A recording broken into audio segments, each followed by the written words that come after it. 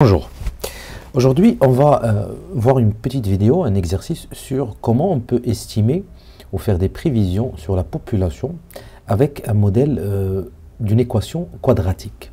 Alors pour cela on va utiliser calcul matriciel, enfin uniquement système d'équations linéaires, mais bien sûr c'est une introduction au calcul matriciel et on va voir que c'est une technique très facile et pratique pour aussi faire une prévision.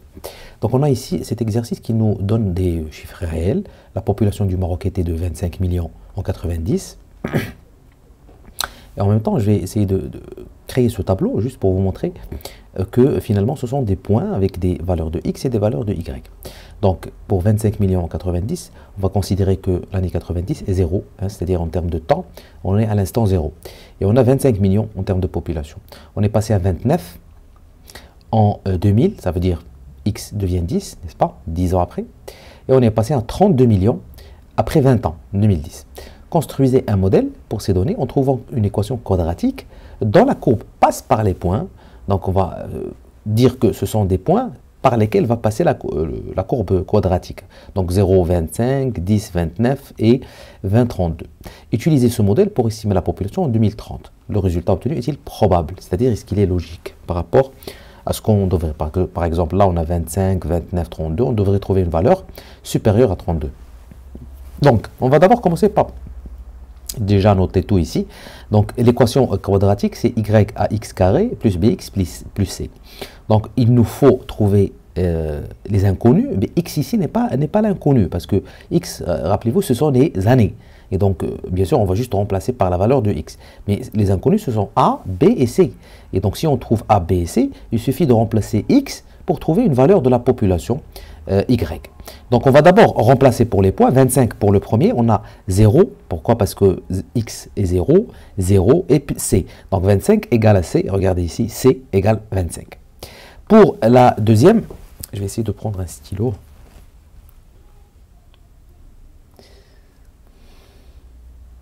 Du jaune. Alors, voilà.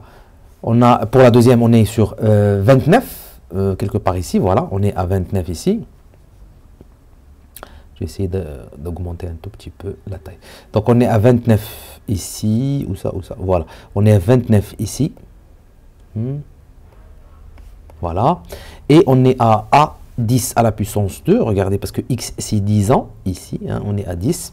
10 au carré, ça fait 100, on l'a ici, sur le côté gauche. 10, et puis B10 plus C, on est à 29. Et puis, on a une troisième équation, 20 au carré, ça fait 400. 20 B plus C égale à quoi? 32, regardez ici, c'est la le dernier couple de points. Donc, on a finalement ce système d'équations. Alors, lorsqu'on a ce système d'équations, il suffit bien sûr de remplacer ça par des équations, système d'équations linéaires, avec la matrice augmentée, avec, regardez ici, la séparation. Et on a 0 pour A, 0 pour B, 1C pour la première, on est égal à 25. Ensuite, on est à 100, 10, 1, 29, et 400, 200, 1. Je suis juste en train de prendre les coefficients de l'équation. Et bien sûr, ici, le résultat, c'est 32. On appelle ça une matrice augmentée. Et donc, l'objectif, c'est d'obtenir une matrice de ce type. Il faut avoir à l'extrême gauche 1 avec 0, 0. Pour la deuxième ligne, on doit avoir le 1 à droite de ce 1-là avec 0, 0 encore. Et puis, pour la troisième ligne, on doit avoir le 1 encore une fois à la droite de ce 1 là, regardez, et donc on a à chaque fois, sur chaque colonne, regardez verticalement, on a 1, 0, 0, 0, 1, 0, et puis 0, 0, 1. Et ensuite, on va trouver ici les valeurs de A, c'est ça ce qui va nous rester, bien sûr, si on arrive à, bien sûr, tomber sur ce qu'on appelle une matrice réduite. Donc ça, c'est une matrice réduite, A, B et C. Donc si on arrive à réduire la partie coefficient vers cette forme réduite ici, on va directement trouver A, B et C. Pourquoi? Parce qu'on a, rappelez-vous ici, c'est A, B et C. Donc on aura 1 A plus 0 B plus 0 C égale à quoi? Bien sûr, c'est A. Et donc, on aura ici la valeur de A. La même chose pour B et la même chose pour C. Donc, voici les étapes. Pour gagner du temps, j'ai déjà fait le travail. Et donc, on va voir directement ce qu'on va faire. Alors, ce qu'on va faire ici, c'est faire remonter, parce qu'on a le 0 ici, il nous faut un 1. Regardez ici sur la partie, je vais prendre le rouge peut-être parce que c'est plus simple. Donc, il nous faut un 1 ici. Et donc, il suffit de faire monter ce 100 ici. Et donc, on a cette ligne. Mais là, il faut monter toute la ligne, hein, en entier, y compris 29. Et c'est pour ça qu'on a le 29 ici. Donc, 110, 1. Donc, on va diviser par 1 sur 100. J'ai déjà noté ça ici. Regardez, 1 sur 100, ligne 1. Pourquoi? Parce qu'on va diviser ici par 100 et on aura un 1. Voilà. On descend maintenant plus bas. Et on a quoi? On a 1, regardez. 1 sur 10. Pourquoi? Parce qu'on avait déjà 10. 1 sur 100, 29 sur 100. C'est bon. On a déjà le 0 ici. C'est parfait. Ah, on a un 0 ici. Maintenant, il faut avoir un 0 ici. Il nous faut un 0 ici. Et regardez ce qu'on fait. On va faire moins 400 fois L1 plus L3. Et on va mettre tout ça à L3. Pourquoi moins 400 fois 1, ça fait moins 400. Moins 400 plus 400, ça fait 0. Et on va faire la même chose, bien sûr, pour toute la ligne première. Et on a le résultat ici, moins 20, moins 30, moins 3, moins 84. Parfait. Donc, pour cette première colonne, hein, je vais essayer de l'encadrer, c'est parfait. Maintenant, il faut passer à la deuxième colonne. Mais on a encore un problème. Pourquoi? Parce qu'on a un 0 ici. Il nous faut un 1 à droite de ce 1. Donc, on va faire monter, regardez, hein, cette ligne en deuxième et faire descendre la deuxième en troisième. Voilà. Regardez, L3 remplace L2. C'est ça ce que j'ai fait ici. Et on a fait monter cette deuxième ligne. Maintenant, c'est parfait. Donc, pour obtenir un 1 ici, hein, voilà, j'ai noté ça ici. Qu'est-ce qu'il faut faire? Diviser par quoi? Par moins 20. Moins 20. Et regardez, on a ici moins 1 sur 20. C'est parfait. Mais il faut bien sûr diviser pour toute la ligne. Donc, qu'est-ce qu'on obtient? On obtient finalement 1, 3 sur 20, 84 sur 20. Pourquoi? Parce qu'on avait les moins déjà. Regardez, moins 3, moins 84 qui disparaissent avec le moins 1 sur 20. Parfait.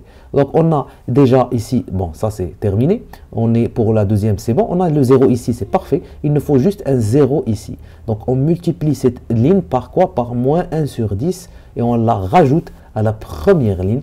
Bien sûr, pourquoi? Parce qu'on aura moins 1 sur 10 plus 1 sur 10, ça fait 0. Et on va faire la même chose pour ces deux parties, voilà, pour ici et pour ici. Je vais faire comme ça ça ne paraît pas comme des moins.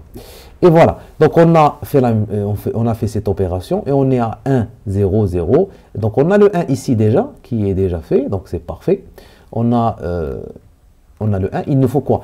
Il nous faut un 0 ici et un 0 ici. Comment on va faire? On va multiplier par moins 3 sur 20 et on va rajouter avec ça pour obtenir un 0 ici. Et on multiplie cette troisième ligne par 0,005 qui est là, mais pas moins, par un plus 0,005 et on la rajoute à cette première ligne. D'accord? Donc, je n'ai pas noté ça ici, mais je vais quand même le faire. Alors, moins 3 sur 20 qu'on va multiplier par quoi? Par la ligne 3 et on va rajouter ça à la ligne 2, mettre ça à la ligne 2 et multiplier la troisième ligne par 0,005 L3. On va rajouter ça à la ligne 1 et on va mettre tout ça à la ligne 1. Voilà.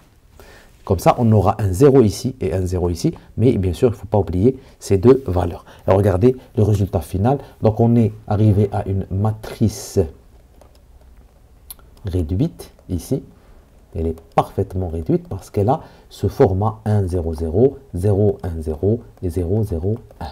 Et donc, maintenant, on a A, B et C, tout simplement, comme on a vu ça au début, bien sûr, regardez ici, A, B et C. Et donc, on a ces valeurs des coefficients A, B, C, et maintenant, on peut bien sûr écrire notre équation. Quelle serait notre équation? Notre équation va être Y, A, c'est quoi? C'est moins 0,005, x carré, rappelez-vous, A, x carré, plus bx, 0,45 x plus c, c'est quoi? 25. Et donc, si je veux faire, pour répondre à la question de l'exercice, si je veux faire une prévision pour 2030, regardez ici 30, je suis éloigné par rapport à 90 de combien? De 40 ans. Donc, il suffit de remplacer x par 40 et on aura moins 0,005 40 au carré, plus 0,45 fois 40, plus 25, et ça va vous donner 35 millions d'habitants.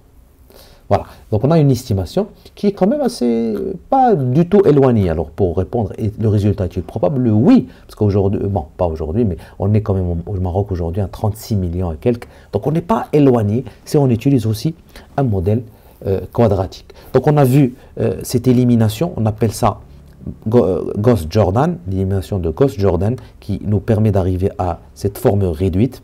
Et puis on a aussi utilisé bien sûr une estimation avec un modèle quadratique. Donc j'aurai d'autres exercices dans d'autres vidéos que je vais présenter sur le calcul matriciel appliqué bien sûr à l'économie et à la gestion.